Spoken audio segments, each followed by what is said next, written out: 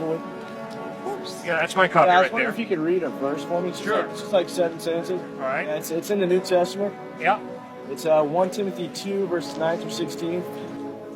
I also want women to dress modestly, with decency and propriety, not with braided hair or gold or pearls or expensive clothes, but with good deeds appropriate for women who profess to worship God.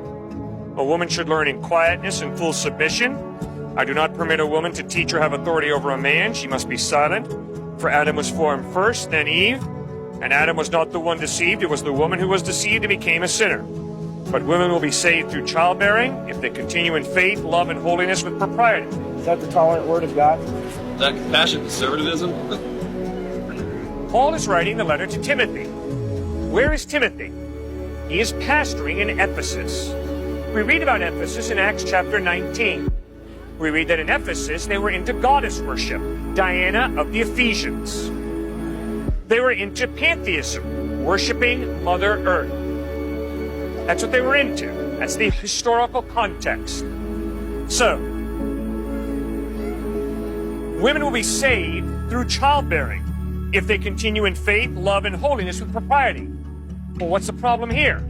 Well, the problem is that certain over-spiritual people viewed sex as dirty, viewed childbearing as a sin. And so Paul is pointing out to Timothy, no, sex and bringing babies into the world is not evil, it's not a sin.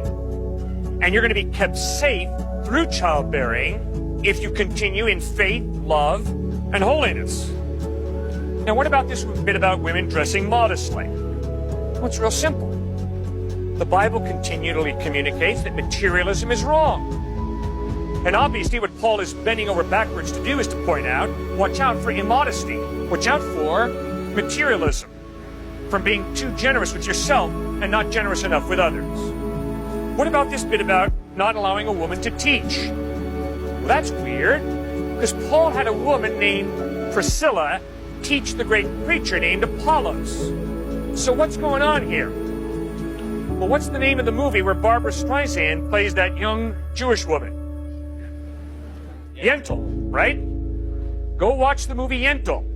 And what you learn is young Jewish women were not allowed to get an education. So Paul is essentially saying, ladies, if you've not had an education, don't presume to be a teacher. But obviously, those women who did get an education, Paul used as teachers, as he used Priscilla to teach the great preacher Apollos.